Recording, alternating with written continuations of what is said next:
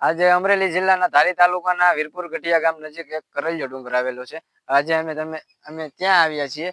મારી પાછળનું મંદિર તમને દેખાય ડુંગર ઉપર છે, જ્યાં ખોડિયાર માતાજીના બેસણા છે.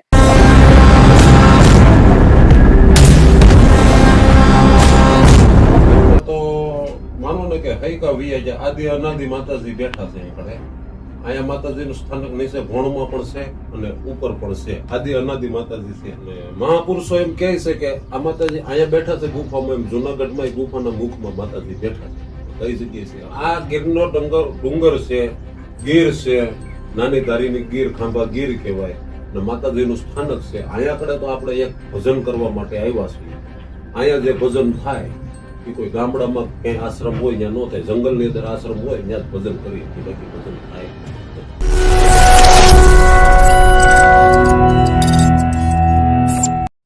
નમસ્કાર મિત્રો, તો અલગ પ્રેમી ઓફિશિયલ વ્લોગમાં તમારું હાર્દિક સ્વાગત છે.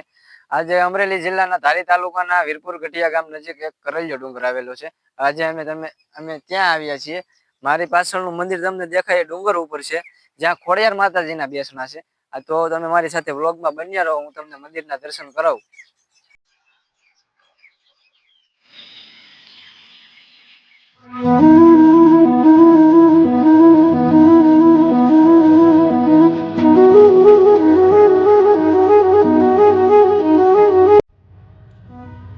હવે અમે મંદિર તરફ ચડી રહ્યા છીએ. મંદિરના રસ્તાનું કામકાજ પણ JCB થી શરૂ છે. તો આપણે મંદિરે પહોંચવા જ આવ્યા છીએ. તો તમે મારી સાથે વ્લોગમાં બન્યા રહો.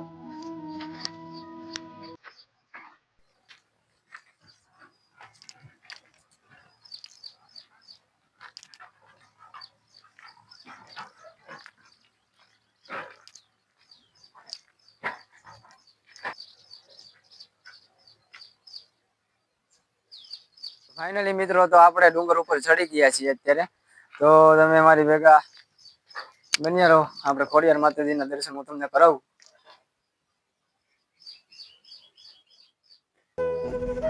અહીંયા ખોડિયાર માતાજી ગુફાના મુખમાં બેઠા છે.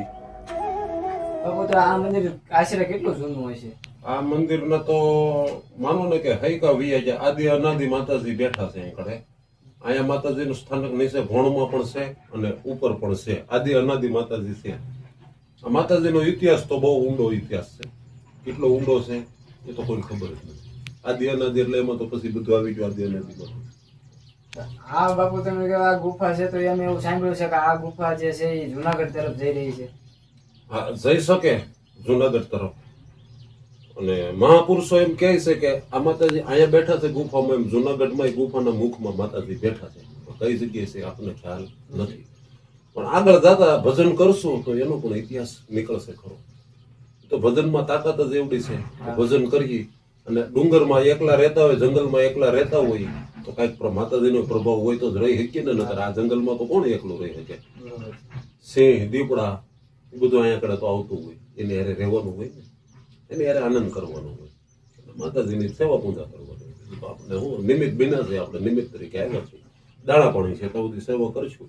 અને જે કોઈને કાંઈ દાન લખાવવું હોય, કઈ કામ કરાવવું હોય આશ્રમની અંદર, આપણે ગુરુદત્ત ગિરનારી મહારાજનો ધૂણો બનાવવાનો છે. ધૂણાની અંદર કોઈને કઈ ફૂલ નહીં તો ફૂલની પાકડી આપવી હોય તો આપી શકે. તો એ છે આશ્રમ આગળ વિકાસ થાય આશ્રમ. બરોબર બાપુ, તમે અહીંયા કેટલા સમયથી છો? આપણે અહીંયા 1.5-2 મહિના થયા આશ્રમની અંદર. અહીંયા કરલિયા ખોડિયારે આવ્યા. આની પહેલા આપણે હતા આપણો ગુરુ આશ્રમ વિસાવદર ભૂતળી દિગંબર આશ્રમ છે, ગુરુ આશ્રમ. ત્યાંથી ગુરુ મહારાજનો આદેશ થયો એટલે આપણે આ જગ્યામાં પ્રસ્થાન કર્યું છે. 1.5-2 મહિના થયા.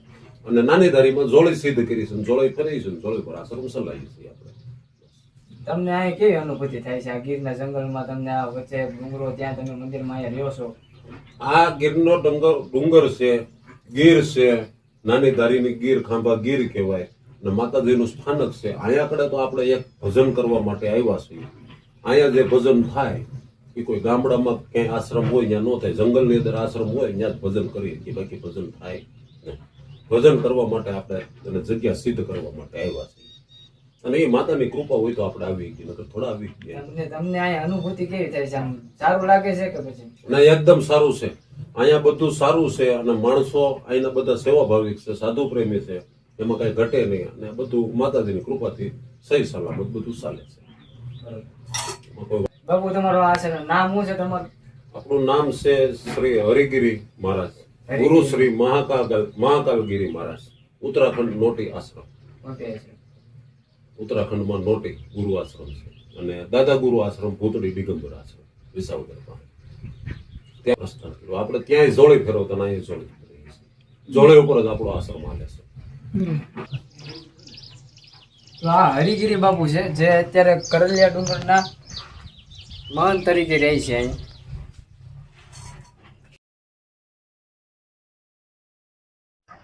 તો મિત્રો આપણે ગુફામાં બેઠેલા ખોડિયાર માતાજીના મંદિરના દર્શન કર્યા.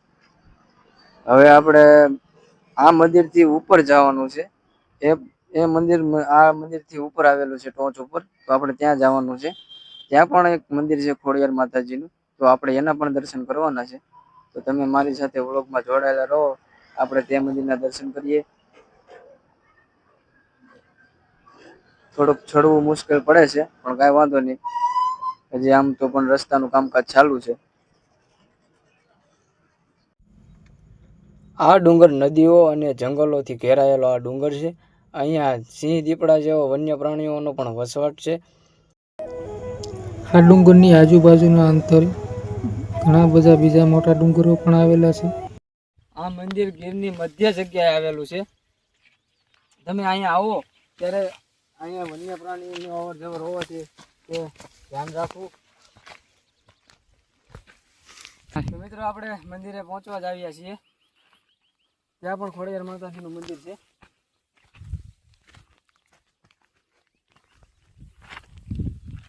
મિત્રો તો આપણે મંદિરે પહોંચી ગયા છીએ. મેન મંદિર આ છે આપણું ખોડિયારમાંનું. જે નીચે મંદિર હતું એ તે ગુફા હતી. તો તમે મારી સાથે બન્યા રહો, હું તમને મંદિરના દર્શન કરાવું.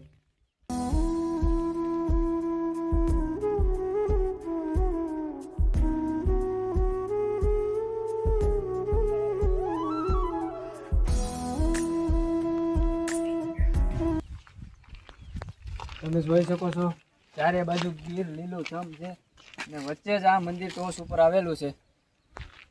વરસાદી મોસમમાં તમે અહીંયા આવો તો તમને મજા આવશે.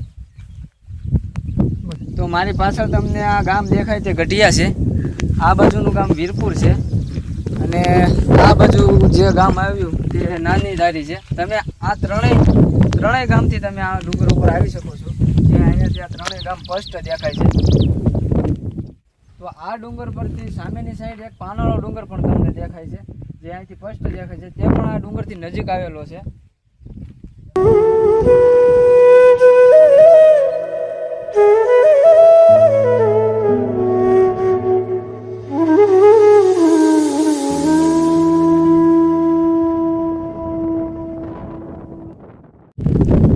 આ ડુંગર ઉપર તમે જોઈ શકો છો ચારે બાજુ તમને ડુંગર ને ડુંગર જ દેખાય છે. જો તમારે ગીરનો આનંદ લેવો હોય ને તો એકવાર જરૂરથી જરૂર કરલિયો ડુંગર તમે એકવાર આવો. તમને ગીરની એવી મજા આવશે ને. તમને અહીંથી લોકેશન તમે જોઈ શકો છો. હવે અમે ડુંગરની નીચેની તરફ જઈ રહ્યા છીએ. તો આજે આપણે કરલિયો ડુંગર આવ્યા હતા, જે આપણે ખોડિયાર માતાજીના મંદિરના દર્શન પણ કર્યા અને હરિગીરી બાપુએ તમને આપણે જે સાધુ સંતનું જે રહસ્ય જણાવ્યું, આ મંદિરનું પણ રહસ્ય જણાવ્યું. તો તમને અમારો આ બ્લોગ કેવો લાગ્યો કોમેન્ટ કરો. અમારી યુટ્યુબ આઈડી અલગ પ્રેમી ઓફિશિયલ બ્લોગ આઈડી નામની ચેનલને સબસ્ક્રાઈબર કરો, શેર કરો.